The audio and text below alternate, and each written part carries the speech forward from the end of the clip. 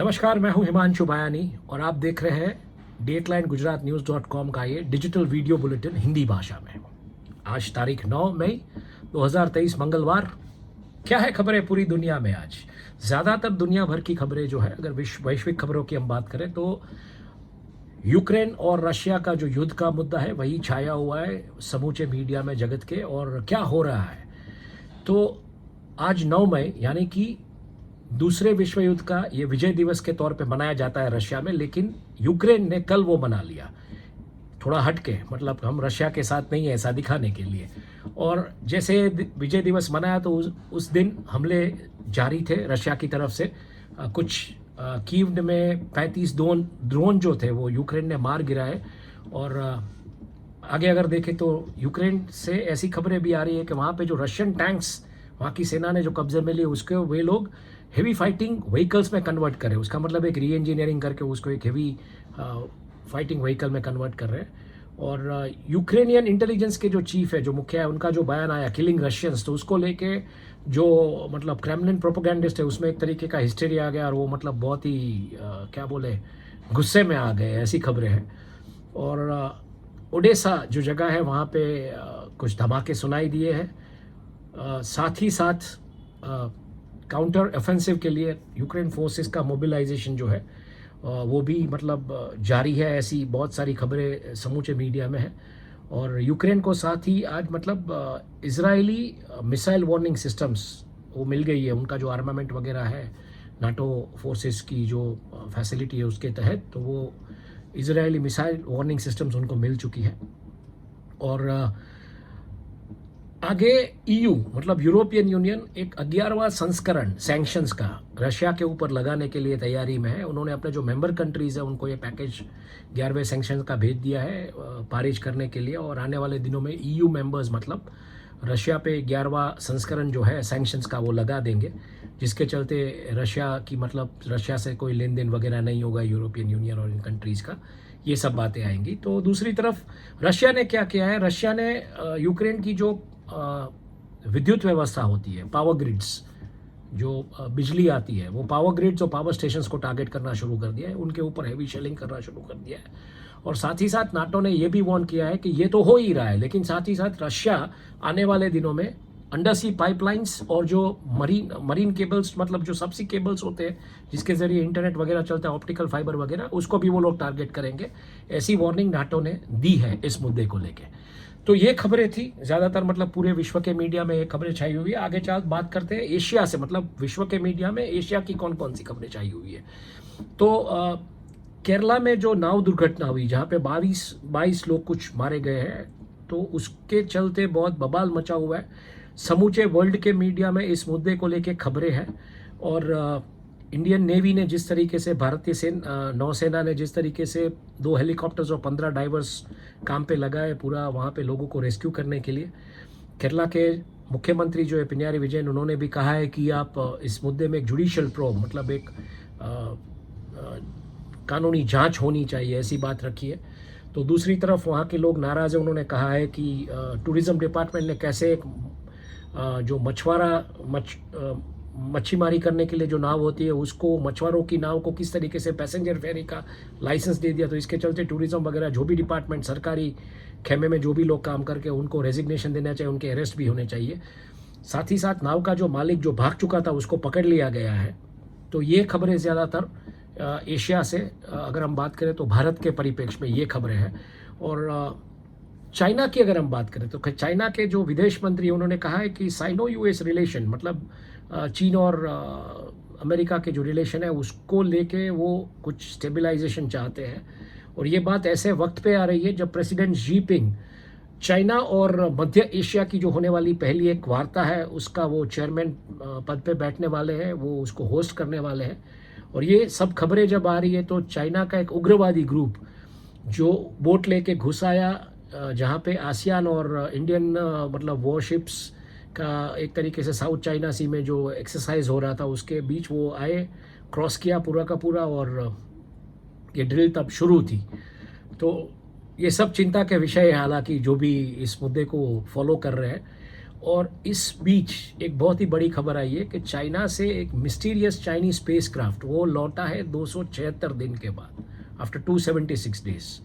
तो ये क्या करके आया है अंतरिक्ष में ये पता नहीं है, लेकिन ये खबरें बहुत ज़ोरों शोरों से चल रही है वैश्विक मीडिया में। आगे बात करें, साउथ कोरिया में जापान के प्राइम मिनिस्टर फुमियो किशिडा वो अपनी यात्रा पे है। वहाँ पे उनके सामने प्रदर्शन हुए हैं, उनके सामने मतलब लोगों ने अपना जो भी है वो जाहिर किया है, अपना विरोध।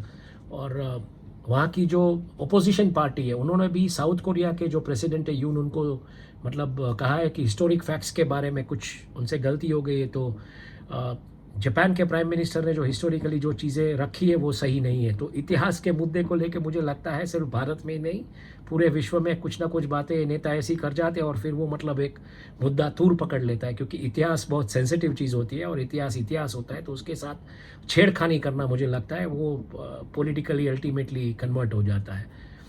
आगे बात करते हैं तो उसमें क्या मतलब प्रोग्रेस है इस विज़िट की, जो जापानीज़ पीएम की जो विज़िट है कोरिया में उसको लेके। तो उन्होंने अपनी मतलब एक sympathy, Japanese prime minister has express sympathy and solidarity for Korean colonial victims. उस ज़माने में जो कॉलोनियल विक्टिम्स थे उनके लिए उन्होंने मतलब एक तरीके से संवेदना अपनी जाहिर की। और उन्होंने कहा है कि ये विज़िट के ज़रिए, ये जो यात्रा हुई है 8 साल के बाद पहली बार जापान के कोई राजद्वारी या कोई नेता कोरिया गए हैं। तो ये जो विज़िट हुई है उसके चलते आने वाले दिनों में साउथ कोरिया और जापान के जो द्विपक्षीय संबंध है राष्ट्र के तौर पे वो बढ़ेंगे, मजबूत होंगे और बहुत सारी मतलब व्यापार वाणिज्य की भी संभावना है। तो इस दिशा में आगे बढ़ सकता है। और इसके साथ जब ये बातें आ रही थी तो साउथ कोरिया की जो एक न्यूज़ एजेंसी है योनहैप न्यूज़ एजेंसी, उन्होंने ये खबर की है कि डिफेंस चीफ्स दोनों मुल्क के बहुत जल्दी मिलने वाले हैं और एक वार्तालाप में हिस्सा लेंगे। हालांकि सूत्रों के हवाले से खबर दी गई है, तो बिल्कुल मतलब कुछ हलचल हो रही है। नॉर्थ कोरिया जिस तरीके से बिहेव कर रहा है उसको लेके साउथ कोरिया और जापान अपने राजद्वारी संबंध मजबूत कर रहे हैं। मिडिल ईस्ट की बात करें, मध्य पूर्व एशिया की, तो वहाँ पे क्या हो रहा है। जैक सुलेवान जो कि राष्ट्रीय सुरक्षा समिति के सलाहकार हैं व्हाइट हाउस और यूएस में, जैसे हमारे यहाँ पे अजीत डोवाल है तो उस तरीके से वो है नेशनल सिक्योरिटी एडवाइज़र यूएस और व्हाइट हाउस के। तो वो है अभी जद्दा में सऊदी अरेबिया के जो सऊदी क्राउन प्रिंस मोहम्मद बिन सलमान है उनसे मिले जद्दा में। यमन में शांति की बातें और दूसरे रीजनल डेवलपमेंट्स, प्रादेशिक जो कि भी कुछ मतलब प्रगति या विकास की बात की जा सकती है, उन मुद्दों पे बातचीत हुई है, ऐसा वहाँ के अखबारों में लिखा गया है। और यूएस इंटेल लीक मतलब पेंटागन से जो डेटा लीक हुआ था, जैक टिस्केरा नाम के एक युवान ने जो कि फोर्सेस में था, उसने जो डेटा लीक किया था उसके चलते एक खबर आ रही है कि ईरान ने किस तरीके से सीरिया को भूकंप की जो राहत भेजी थी उसमें वेपन्स, शस्त्र भेजे थे यूएस ट्रूप्स के खिलाफ इस्तेमाल करने के लिए। तो देखिए दुनिया में यही सब युद्ध का जब माहौल होता है, युद्ध को कैसे फंड किया जाता है, कैसे शस्त्र भेजे जाते हैं, सब समझने लायक है। और टर्की ने यूएस की जो प्रपोजल थी रशियन S-400 डिफेंस सिस्टम जो यूक्रेन को देने की जो बात थी, तो वो टर्की ने रिजेक्ट कर दी है। तो ये फिलहाल मध्य पूर्व एशिया में, और ऑफ कोर्स वायरस में भी आप पढ़ सकते हैं टर्की का जो इलेक्शन है उसको लेके भी बहुत सारी खबरें, लेकिन ये मोटे मोटे तौर पे यही खबरें है वहाँ पे।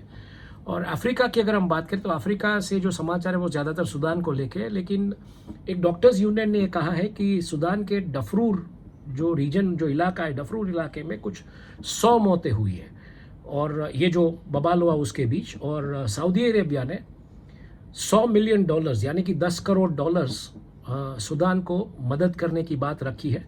दूसरी तरफ सूडान के जो दो फैक्शंस हैं, सूडानीज आर्म फोर्सेस और जिसके खिलाफ रैपिड सपोर्ट फोर्स RSF जो लड़ी हेमेदती की जो सेना, उनके जो एनओएस के बीच, उनके राजद्वारियों के बीच शांति वार्ता जद्दा में चल रही है और कुछ अच्छी खबरें आएगी, ऐसी बात है। आगे बात करते हैं अमेरिका से। अमेरिका से क्या अपडेट्स है, तो अमेरिका से कनाडा में 100 किस्से सामने हैं जहाँ पे जंगल में आग लगी, उसके चलते 30,000 लोगों को विस्थापित किया गया है। और ये जो घटना है उसमें खास करके ऑयल और गैस ग्रिड्स जो होती है वहाँ की, और उसके जो आउटपुट है उसको सील कर दिया गया है। और इसके मद्देनज़र रखते हुए मतलब वहाँ पे एक तरीके से समस्या बहुत गंभीर है, ऐसा कहा जाता है। अमेरिका में अगर हम बात करें तो ई जैन कैरोल का जो रेप केस था, जिसमें ये बात आ रही थी कि एलिगेशंस लगे थे कि ट्रंप ने ई जैन कैरोल का रेप किया था, उसको लेके जूरी अभी अपना फाइनल हियरिंग सुनाने वाली है, क्लोजिंग रिमार्क्स देने वाली है, क्लोजिंग आर्ग्यूमेंट्स। और डोनाल्ड ट्रंप ने खुद को टेस्टिफाई करने के लिए मतलब मना कर दिया है कि वो टेस्टिफाई नहीं, उनको आखिरी मौका दिया गया था बट वो टेस्टिफाई नहीं करना चाहते, कोर्ट में नहीं आना चाहते। और ई जैन कैरोल ने कहा है कि ट्रंप जो है वो कोर्ट के आदेश का अनुपालन करे, क्योंकि उन्होंने जो भी पोस्ट लगाए मतलब सोशल मीडिया पे, ब्लॉग्स पे या लिखा है या लिखवाया है कहीं पे भी ये रेप ट्रायल्स के चलते, तो ये पोस्ट को हटा देना चाहिए, ऐसा उन्होंने कहा। और कोर्ट का जो ऑर्डर है उसके अनुसार ये होना चाहिए। टेक्सास पे जो शूट आउट की वारदात हुई थी जिसमें 9 लोग मारे गए थे, मॉल में एक इंसान बंदूक लेके घुस गया था और 9 लोगों को मार दिया था, उसमें एक भारतीय मूल के हैदराबाद के एक नागरिक की भी हत्या हुई है। 9 लोग जो मर गए उसमें ये भारतीय मूल के भी हैदराबाद के एक व्यक्ति की बात आ रही है। और पुलिस ने जब इसे पकड़ लिया तो ये समझ में आया कि ये नियो नाजी सिंपथाइजर था, ये जो शूटर था, मतलब उसकी जो विचारधारा है वो नाजीवाद की थी। और उस तरीके से ये सब चीज़ें सामने आ रही है। तो टेक्सास में एक दूसरी घटना हुई है जहाँ पे कार चालक ने एक बस अड्डे में कार घुसा दी है और 8 लोगों को मार डाला, 8 या 9 लोगों को। तो सलमान खान का जो मुद्दा हुआ था मुंबई में, जिस तरीके से कार चला दी थी फुटपाथ पे, वैसे ही ये कार पूरी बस स्टैंड में घुसा दी है भाई साहब ने। तो ये बातें हैं दुनिया से ज़्यादातर। अगर हम बात करें तो वैश्विक समाचार जो पूरे मीडिया में, पूरे विश्व में छाए हुए अलग अलग तरीके से, देखिए ये जो समाचार हम आपको देते हैं वो उसका एक जो जिसको बोलते हैं एल्गोरिदम जो बिल्ट होता है, जिसमें कि ज़्यादातर समाचार कौन से ज़्यादातर समाचार पढ़े गए, कौन से विश्व के भाग में पढ़े गए, तो उसके चलते कि ये समाचार दुनिया में सबसे ज़्यादा पढ़े गए और इस मुद्दे को लेकर उस तरीके से हम ये समाचार देते हैं। तो इसमें ज़्यादातर स्पोर्ट्स, एंटरटेनमेंट, इन सब मुद्दों को हम नहीं टच करते, क्योंकि अगर देखने जाए तो वही खबरें ज़्यादा पढ़ी जाती है, लेकिन जो खबर होती है उस मुद्दे और उस ऐसी खबरों पे हम बात करना चाहते हैं। आगे बात करते हैं भारत से the India story. India story में क्या हो रहा है, तो 2023 के कर्नाटका के चुनाव, कल कर्नाटका में चुनाव है, तो इसको चल के मतलब आज अभी तो खबरें ही है क्योंकि प्रचार तो पूरा शांत हो गया है। तो कर्नाटका पोल्स की जो खबरें हैं 2023 की वो ज़्यादातर मीडिया में छाई हुई है। मतलब क्या होगा क्या नहीं होगा इसको लेकर अनुमान है, कयास लगाए जा रहे हैं। कांग्रेस जीतेगी, भारतीय जनता पार्टी जीतेगी, जनता दल कितनी सीट लाएगी, कल मतलब एक एग्जिट पोल आ जाएगा तो पता चल जाएगा। और दूसरी तरफ केरला छाया हुआ है। केरला की जो बोट ट्रेजेडी है वो छाई हुई है भारत के समूचे मीडिया में। 22 लोग जहाँ पे मतलब मर गए इस दुर्घटना में। और केरला स्टोरी जो फिल्म है उसको लेके सुप्रीम कोर्ट ने कहा है कि 15 मई को ये एडमिशन जो करेंगे, मतलब कहा है द केरला स्टोरी फिल्म को लेके मतलब एक प्रतिबंध की बात आ रही है कि राष्ट्रव्यापी इसके ऊपर प्रतिबंध लगना चाहिए। तो ये सुप्रीम कोर्ट में सुनवाई 15 मई को इस मुद्दे को लेके होगी, ऐसी खबरें समूचे भारत के मीडिया में। मणिपुर में जो हिंसक वारदातें हुई है बिल्कुल उसकी खबरें सब जगह पे छाई हुई है, पूरे भारत के प्रादेशिक मीडिया में अगर आप कहिए या भारत के मीडिया में कहिए, कहीं पे भी। और साइक्लोन मोचा जो कि वेस्ट बंगाल में मतलब ऐसी बात आ रही है कि बारिश होगी कई जगहों पे। और केरला में एक येलो अलर्ट इशू कर दिया गया है, हेवी रेनफॉल साइक्लोन मोचा के चलते। बेंगलोर में बारिश हुई है आज के दिन, कर्नाटका में बारिश है, ये साइक्लोन जो बिल्टअप हो रहा है बे ऑफ बंगाल में डिप्रेशन की वजह से।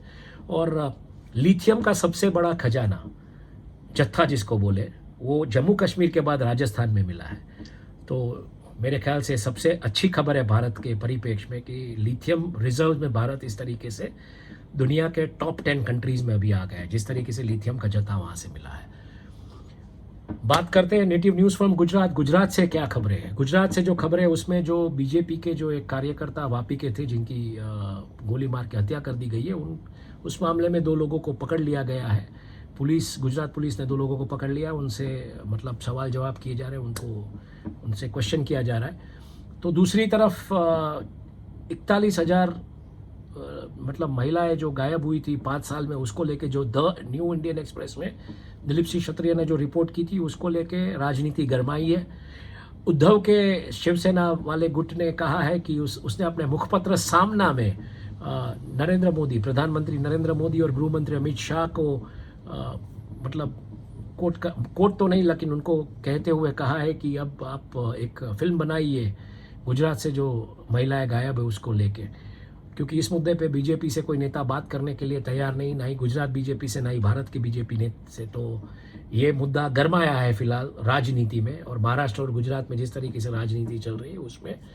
तो दूसरी तरफ पुलिस ने जो क्लैरिफिकेशन दिया है उसको लेके द इंडियन एक्सप्रेस ने फिर से, मतलब वो पुलिस का जो क्लैरिफिकेशन है वो छापा है। पुलिस ने क्लैरिफाई किया है कि 5 साल में जो 41,000 से ज़्यादा महिलाएं जो गायब हुई है गुजरात में से, उसमें से कुछ 39,000 39,000 आउट ऑफ 41,000 प्लस 39,000 प्लस वापस अपने घर, उनको ट्रेस ट्रैक करके उनके घर वापस सही सलामत तरीके से पहुंचा दिया गया है। बाकी 2,124 जो महिलाएं गुम है उसके बारे में अभी तफ्तीश जारी है, या इस मुद्दे में पुलिस काम कर रही है। इसके अलावा की जो खबरें हैं, क्योंकि ये मुद्दा कल परसों से छाया हुआ था, तो ये हमने पहले सोचा कि हम इस मुद्दे पे बात कर ले, और इसके अलावा मतलब कंटिन्यूएशन जो होती है खबरों की उसके चलते इसके अलावा जो बात है वो एक्स डीजीपी श्री कुमार, वो चाहते हैं कि 6 discharge in Gujarat riots evidence case, जो 2002 में वो उन्होंने जिस तरीके से टेस्टिफाई किया था, तो he seeks a discharge in this matter. And बहुत ही ज़बरदस्त खबर, मतलब ये खबर मुझे लगता है Indian express, the Indian express, not the new Indian express but the Indian express Ahmedabad के अलावा शायद किसी ने नहीं की है। और ये खबर ये है कि रिलायंस जियो जो है उसने रिप्लेस कर दिया है वोडाफोन को as a official mobile service provider of government of Gujarat. तो मतलब अभी जो फ़ोन होंगे, फ़ोन के नंबर है वो बदल दिए जाएंगे, और ये सब आंकड़े इसमें पहले 5 आंकड़े रिलायंस को कहा गया एक नई सीरीज़ दे, और बाकी मुझे लगता है कि रिलायंस जियो पूरा का पूरा मतलब ये रिप्लेस कर देगा वोडाफोन को, कर दिया है। और इस तरीके से ऑफिशियल सर्विस प्रोवाइडर, लैंडलाइन हो या मोबाइल टेलीफोनी हो या ब्रॉडबैंड हो, उसको लेके पूरा का पूरा कॉन्ट्रैक्ट रिलायंस को मिला है, एयरटेल को नहीं मिला है। एयरटेल को, हालांकि एयरटेल के पास पूरे गांव के ब्रॉडबैंड के कॉन्ट्रैक्ट है, लेकिन इसमें रिलायंस ने मैदान मार दिया है। आगे बात करें कमर्शियल रियलिटी प्रोजेक्ट्स जो होते हैं, मतलब जो कमर्शियल रियल एस्टेट जो होता है उसको लेके मतलब एक हिस्टोरिक लो स्टडी करने को मिला है गुजरात में। टाइम्स ऑफ इंडिया की बहुत ही अच्छी खबर है, पढ़ने लायक है कि रियल एस्टेट मार्केट कैसे बिहेव कर रहा है गुजरात में। हालांकि ये ज़्यादातर मतलब इसका जो रीडिंग्स है वो अहमदाबाद और गुजरात के आसपास के इलाकों का है, लेकिन ये अगर मुख्य बिंदु अहमदाबाद की भी अगर हम बात करें तो रियलिटी जैसे कैसे लो में चल रही है इसके बारे में खबर है। गुजरात गवर्नमेंट ने नए कुछ गाइडलाइंस फ्रेम किए पासा ऑर्डर्स को लेके, और उत्तर प्रदेश पुलिस ने जो शेरपुरिया जो था कॉनमैन उसको दिल्ली लाए वो लोग। ऑफकोर्स गुजरात सरकार भी, मतलब गुजरात पुलिस भी उनसे वो डॉक्यूमेंट्स वगैरह रिकवर करेगी। और गुजरात के जो खाद्य तेल के जो ट्रेडर्स या विक्रेता होते हैं वो, उन लोगों ने पीएम मोदी से, मतलब प्रधानमंत्री मोदी से गुहार की है कि आप ये जो प्राइस स्लाइड जो चल रही है उसके ऊपर थोड़ा ध्यान दें और इसको कंट्रोल करें। तो ये थी खबरें मेन स्ट्रीम से ज़्यादातर। आगे बात करते हैं बिजनेस की खबरों में क्या है। तो बिजनेस की खबरें हमने ज़्यादातर global business bytes, India business and market updates, इस 2 सेक्शन में हमने बांट दी है। इंडिया ग्लोबल बिजनेस बाइट्स में दुनिया भर में जो भी रातवारी संबंधों को लेकर या रातवारी जो भी बिजनेस के जो समाचार होते हैं वो हम करते हैं। और India business and market updates में हमने 3 सेक्शन में इसको डिवाइड किया है। हमने इसको किया है मेन स्ट्रीम फ्लैशेस, और जो मार्केट फ्लैशेस होते हैं, मार्केट में जिस तरीके से मार्केट बिहेव करता है उसको लेके जो एनालिस्ट कमेंट्स आती है वो सब है, वो सब बातों का एक वायर्स के स्वरूप में हमने दिया है। और तीसरी जो बात है वो है buy sell reduce hold call, यानी कि ट्रांजैक्शन वायर्स जिसको हम बोलते हैं, वो हमने कहा है। तो क्या है खबरें आज अगर हम देखें मार्केट, शेयर मार्केट कैसा रहा, तो शेयर मार्केट निफ्टी जो है, निफ्टी और सेंसेक्स थोड़े फ्लैट रहे। ग्लोबल क्यूज जिस तरीके से, मतलब वैश्विक बाजार जिस तरीके से बिहेव किए उसको चलते, और शेयर्स थोड़े फ्लैट प्राइसेस पे ट्रेड हुए हैं। चाइना से जो ट्रेड डेटा है वो थोड़ा डिसअपॉइंटिंग था, साथ ही साथ जो यूएस से जो डेडलॉक है, यूएस डेट सीलिंग को लेके उसकी जो बातें हैं वो, मतलब उसकी जो डिटेल्स है वो बाहर नहीं, उसको लेके एक डेडलॉक है। तो इसके चलते फेड की पॉलिसी कैसे रहेगी, क्या रहेगी, इसके ऊपर सब एनालिस्ट लोगों की नज़र रहती है। तो ये कहीं ना कहीं थोड़ा मतलब मुद्दा थोड़ा ढीला चल रहा है, इसलिए मार्केट भी थोड़ा ढीला चल रहा है। निफ्टी हालांकि 18,265.95 पॉइंट्स पे क्लोज हुआ। हालांकि निफ्टी ने 18,000 का लेवल क्रॉस कर दिया है, जो कि बहुत सारे एनालिस्ट बोलते हैं कि थोड़ा अभी संभल के चलिएगा, अब तक आपने भले बाई किया हो लेकिन अब सेल करने की बारी आ रही है। और BSE सेंसेक्स सेटल हुआ कुछ 61,761.33 पॉइंट्स पे, कुछ 3 पॉइंट सेटल डाउन हुआ, यानी कि 2.92 पॉइंट्स। और ज़्यादातर जो थोड़ा बहुत मूवमेंट आया वो लास्ट मिनट सेलिंग जो हुई उसकी वजह से आया। भारतीय मूल का रुपया जो है वो थोड़ा वीक चल रहा है डॉलर के सामने। और सोने के भाव यूरोपियन मार्केट में अच्छे खुले हैं, तेल के भाव थोड़े गिर चुके हैं। ज़्यादातर ये मार्केट्स एक्सपेक्ट करते हैं क्लैरिटी, खास करके US फेड की जो पॉलिसी रहेगी उसको लेके। तो ये थी खबरें। हमारी वेबसाइट dateline-gujaratnews.com पर डेफिनेटली जाइएगा और ये पढ़िएगा अगर आप कुछ इससे डिटेल्स में कुछ पढ़ना चाहते हैं या देखना चाहते हैं। लेकिन अगर ये मतलब ये ऐसी खबर है कि पूरे दिन का जो मतलब पूरे विश्व में, भारत में, गुजरात में, शेयर बाज़ार में, वर्ल्ड के बाज़ार में जो भी हो रहा है, आधे घंटे में 1 घंटे में फ्लैश करके, मतलब ज़्यादातर आप हेडलाइंस ही पढ़ते तो हेडलाइंस रीडिंग ही आप कर सकते हैं। मुझे इजाज़त दीजिए, आपका दिन शुभ रहे, धन्यवाद।